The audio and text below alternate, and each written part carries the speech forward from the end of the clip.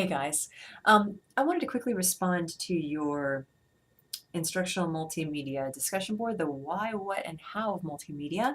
It was great to learn a little bit more about the types of multimedia that you're interested in making and your responses to the Horizon report.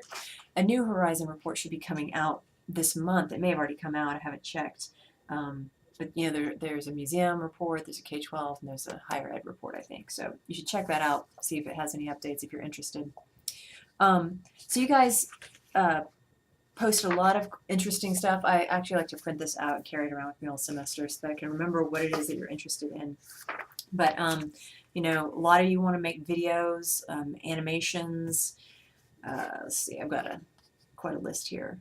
Let me see here. One of you mentioned that you wanted to use screenshots more effectively, which is absolutely legitimate. And another one of you mentioned illustrations, but I didn't write it down apparently.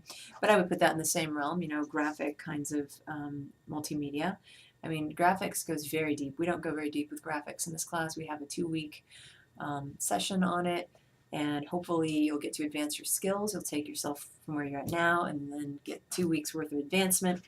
If you want to focus more on graphics for the third project, or no, okay, hang on a second.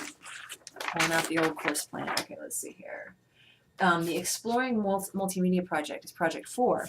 If you decide that you want to explore, say, graphics in more depth, that'll be a good time to spend a couple more weeks getting even deeper with it. So anyway, let me see, back to my list. One of you wants to use multimedia. You weren't sure what you want to use, but you want to just help customize learning for your students by creating learning pathways. Maybe using a learning management system or other platform that already exists and then incorporating multimedia into that as well. I had several history teachers wanting to use videos more, maybe do something a little less traditional.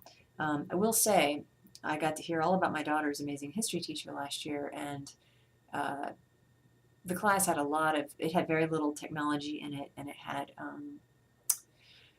not a lot of worksheets either, and not a lot of PowerPoints. It was really a discussion-based class, and then lots of intense paper-based tests. But anyway, she absolutely loved that class. So you can still teach a great history class without filling it full of multimedia. I will acknowledge that. The question is, how interactive is it?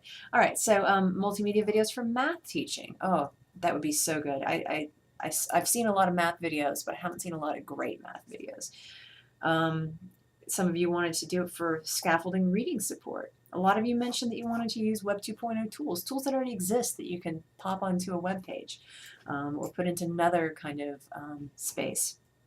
And then some of you mentioned sort of these strategies like the flipped classroom and using BYOD, and then that would include then having maybe students bring in their own device and the multimedia is on here. So then you have to worry about multimedia on different platforms. So that brings in some big issues, but not to stop you. Please don't stop. I'm just kind of talking aloud here.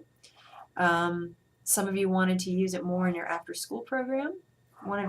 Let's see here. One of you wants to use multimedia to help workflow, productivity, efficiency.